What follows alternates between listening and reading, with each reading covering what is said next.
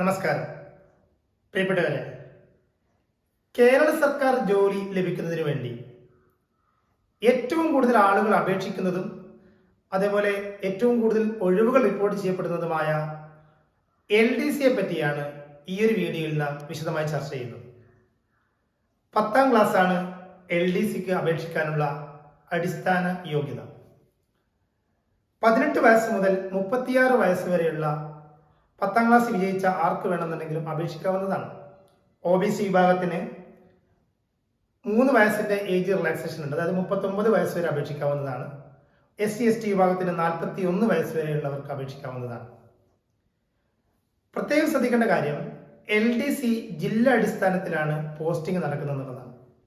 അതായത് കേരളത്തിലെ 14 ജില്ലകൾക്കും വേറെ വേറെ പരീക്ഷകളാണ് നടക്കുന്നത് എന്നുള്ളതാണ്.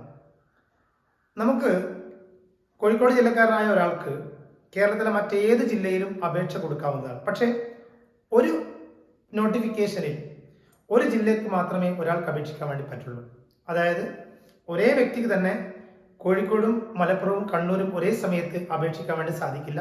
ഏതെങ്കിലും ഒരു ജില്ലയിലേക്ക് മാത്രമേ അപേക്ഷിക്കാൻ വേണ്ടി സാധിക്കുള്ളൂ. തീർച്ചയായും നമുക്കൊക്കെ അറിയാവുന്നതുപോലെ PSC പരീക്ഷ എഴുതുന്നതിന് വേണ്ടി കേരള PSCയുടെ വെബ്സൈറ്റിൽ 1 ടൈം രജിസ്ട്രേഷൻ നടത്തേണ്ടതുണ്ട്.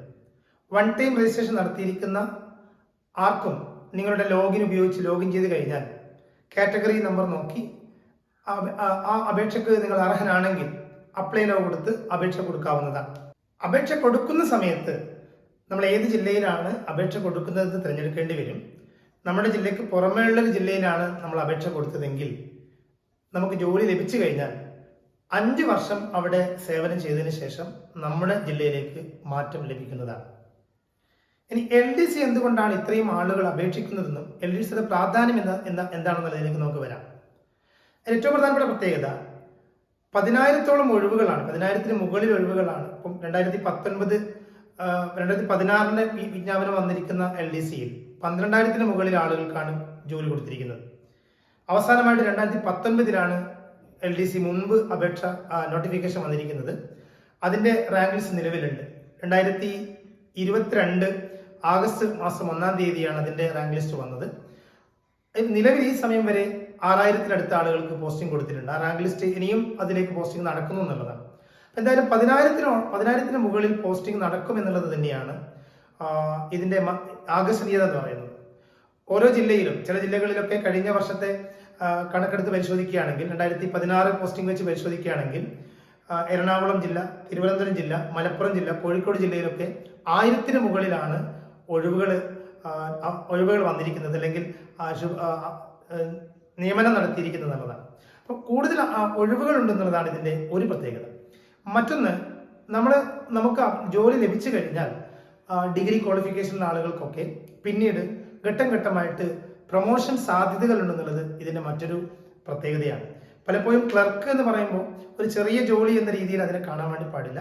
ചെറിയ പ്രായത്തിലൊക്കെ LDCയിലേക്ക് കയറിയിരിക്കുന്ന ഒരാൾക്ക് പ്രൊമോഷനായി തഹസിൽദാർ പോലെയുള്ള ഉന്നതമായ സ്ഥാനങ്ങളിലേക്ക് സ്ഥാനക്കയറ്റം ലഭിക്കുമെന്നുള്ളതാണ് ഇതിന്റെ പ്രത്യേകത. സാലറി സ്കെയില് 26,500 to 60,700 എന്ന സ്കെയിലിലാണ് നിലവിലുള്ളത്. അതിന്റെ കൂടെ DAയും മറ്റ് ആനുകൂല്യങ്ങളും തീർച്ചയായിട്ടും അതിന്റെ കൂടെ ഉണ്ടാവും എന്നുള്ളതാണ്. മറ്റൊരു കാര്യം മനസ്സിലാക്കേണ്ടത് കട്ട് ഓഫിന്റെ കാര്യമാണ്. എന്താണ് കട്ട് ഓഫ് കൊണ്ട് ഉദ്ദേശിക്കുന്നത്? അപേക്ഷ കൊടുത്തിരിക്കുന്ന ആളുകൾ പരീക്ഷ എഴുതി കഴിഞ്ഞാൽ ഓരോ ജില്ലയിലും ഏതാനും ആളുകളുടെ എണ്ണം വെച്ച് റാങ്ക് ലിസ്റ്റ് ഇടുന്നതാണ്. അപ്പൊ ആ റാങ്ക് ലിസ്റ്റ് ഉൾക്കൊള്ളാൻ ആവശ്യമായ ഏറ്റവും ചുരുങ്ങിയ മാർക്കിനെയാണ് നമ്മൾ കട്ട് ഓഫ് എന്ന് വിളിക്കുന്നത്.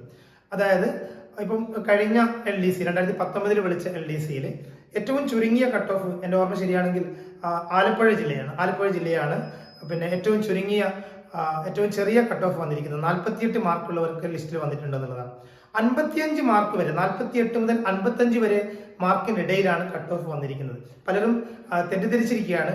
ഗവൺമെന്റ് ജോലി ലഭിക്കണമെന്നുണ്ടെങ്കിൽ, PSC ലഭിക്കണമെന്നുണ്ടെങ്കിൽ ഏറ്റവും ചുരുങ്ങിയത് 80 മാർക്ക് പോലെ 90 മാർക്കൊക്കെ ലഭിക്കണം എന്നുള്ളതാണ്.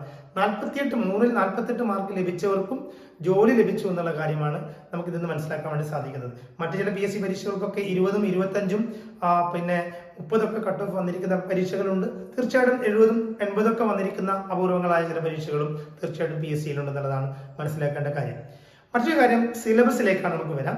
സിലബസ് എന്ന് പറയുമ്പോൾ GK ആണ് ഏറ്റവും കൂടുതലായിട്ട് ചോദ്യങ്ങൾ വരുന്നത് നമുക്കറിയാം. പക്ഷെ GKയിൽ തന്നെ വിവിധ ഏരിയകളുണ്ട്. ഹിസ്റ്ററി, ഫിസിക്സ്, കെമിസ്ട്രി, മാത്സ്, കമ്പ്യൂട്ടറുമായി ബന്ധപ്പെട്ട ക്വസ്റ്റ്യൻസ്, അങ്ങനെ അതുപോലെ ഭരണഘടന, അങ്ങനെ ഏകദേശം 50% ക്വസ്റ്റ്യൻസ് അത്തരത്തിലുള്ള വിഷയങ്ങളിൽ നിന്നാണ് ചോദിക്കുന്നത്.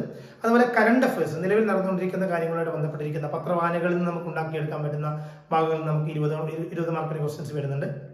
മെന്റൽ എബിലിറ്റിയായിട്ട് ബന്ധപ്പെട്ടിരിക്കുന്ന അല്ലെങ്കിൽ ലോജിക്കൽ റീസണിങ്ങുമായിട്ട് ബന്ധപ്പെട്ടിരിക്കുന്ന ക്വസ്റ്റ്യൻസ് ഉണ്ടാവും. അതേപോലെ നമ്മുടെ പ്രാദേശിക ഭാഷ, അതായത് മലയാളവുമായി ബന്ധപ്പെട്ടിരിക്കുന്ന ക്വസ്റ്റ്യൻസ് ഉണ്ടാവും. ഇതിൽ നമുക്ക് ഏതാണോ ഏറ്റവും കൂടുതൽ പെർഫോം ചെയ്യാൻ വേണ്ടി പറ്റുന്നത് അതിൽ ഏറ്റവും കൂടുതൽ മാക്സിമം മാർക്ക് സ്കോർ ചെയ്യുക എന്നുള്ളതാണ്. തീർച്ചയായും ശ്രദ്ധിക്കേണ്ട മറ്റൊരു കാര്യം, നെഗറ്റീവ് മാർക്ക് എല്ലാ പരീക്ഷയെ പോലെ തന്നെ LDC പരീക്ഷയ്ക്കും ഉണ്ട് എന്നുള്ള കാര്യം കൂടി മനസ്സിലാക്കേണ്ടതാണ്. മറ്റൊരു പ്രധാന കാര്യം, LDC വഴി നമുക്ക് ലഭിക്കുന്ന ഡിപ്പാർട്ട്മെന്റുകൾ കേരളത്തിലെ ഏത് ഡിപ്പാർട്ട്മെന്റിലേക്ക് വേണമെന്നുണ്ടെങ്കിൽ നമുക്ക് പോസ്റ്റിംഗ് ലഭിക്കാം എന്നുള്ളതാണ്. അതിൽ revenue department, motor vehicle department പോലെ പ്രൊമോഷൻ സാധ്യതകളുള്ള ഡിപ്പാർട്ട്മെന്റുകളുണ്ട്. മറ്റ് ഡിപ്പാർട്ട്മെന്റുകളും തീർച്ചയായിട്ടും ഉണ്ട്. അപ്പോൾ അതിൽ ഏത് ഡിപ്പാർട്ട്മെന്റിലേക്കാണ് നമുക്ക് ജോലി ലഭിക്കുക എന്ന് പറയുന്നത് നമുക്ക് മുൻകൂട്ടി പറയാൻ വേണ്ടി സാധിക്കില്ല.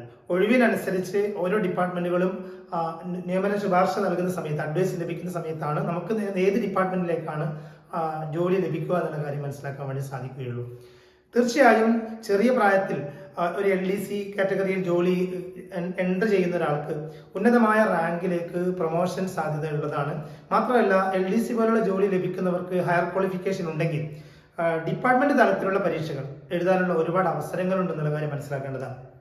ഉദാഹരണത്തിന് കേരളത്തിലെ ഏറ്റവും ഉന്നതമായ പോസ്റ്റായ KAS, കേരള അഡ്മിനിസ്ട്രേറ്റീവ് സർവീസിലേക്ക് പരീക്ഷ എഴുതാൻ സർവീസിലുള്ള ആളുകൾക്ക് അതിനൊക്കെ ഒരു കോട്ട ഉണ്ടെന്നുള്ളതാണ്. അപ്പൊ അതിൽ നമുക്ക് KAS പോലുള്ള പരീക്ഷകൾക്കൊക്കെ LDCക്കാർക്ക് പ്രത്യേകം അപേക്ഷ കൊടുക്കാൻ വേണ്ടി സാധിക്കും എന്നുള്ളത് ഇതിന്റെ മറ്റൊരു സാധ്യതയാണ്. അതേപോലെ നമുക്ക് ഡെപ്യൂട്ടേഷനിൽ പോകാനുള്ള നിരവധി അവസരങ്ങൾ തീർച്ചയായിട്ടും LDC നേടിയിരിക്കുന്ന ആളുകൾക്ക് ഉണ്ടാവും എന്നുള്ള കാര്യം കൂടി മനസ്സിലാക്കുക. അപ്പൊ തീർച്ചയായിട്ടും ഏറ്റവും കൂടുതൽ ആളുകൾക്ക് ജോലി കൊടുക്കുന്നത് കൊണ്ടാണ് LDCക്ക് ഇത്രയും പ്രാധാന്യം കൊടുത്തിരിക്കുന്നത് എന്നുള്ളതാണ്. 2023 നവംബർ മാസം 30-ാം തീയതി LDCയുടെ പുതിയ വിജ്ഞാപനം വന്നിരിക്കുകയാണ്. ജനുവരി മാസം 2024 ജനുവരി 3-ാം തീയതിയാണ് അതിന്റെ അവസാന തീയതി, അപേക്ഷിക്കാനുള്ള അവസാന തീയതിയായിട്ട് വന്നിരിക്കുന്നത്. 503/2023 എന്നുള്ളതാണ് ഇതിന്റെ കാറ്റഗറി കോഡ്. നമുക്കറിയാം, അപേക്ഷ കൊടുക്കുന്നതിന് വേണ്ടി നമ്മൾ ലോഗിൻ ചെയ്യുന്ന സമയത്ത് നമ്മൾ കാറ്റഗറി കോഡ് വെച്ചിട്ടാണ് അപേക്ഷ കൊടുക്കുക. കൃത്യമായി പ്രിപ്പയർ ചെയ്ത് കഴിഞ്ഞാൽ തീർച്ചയായിട്ടും ഒരു തുടക്കക്കാരന് കയറാൻ വേണ്ടി പറ്റുന്ന ഒരു ജോലി തന്നെയാണ് LDC എന്ന് പറയുന്നത്. LDC അതിന്റെ പ്രൊമോഷൻ സാധ്യതകൾ കൊണ്ടും അതേപോലെ അതിന്റെ ഒരു സാലറി സ്കെയിൽ കൊണ്ടൊക്കെ തീർച്ചയായിട്ടും നല്ല ഒരു ജോലി തന്നെയായിട്ടാണ് കണക്കാക്കപ്പെടുന്നത്. നന്നായിട്ട് പ്രിപ്പയർ ചെയ്യുകയാണെങ്കിൽ എല്ലാവർക്കും നിങ്ങൾക്ക് ഈ ജോലി ലഭിക്കാൻ സാധിക്കട്ടെ എന്ന് ആശംസിക്കുന്നു. Thank you.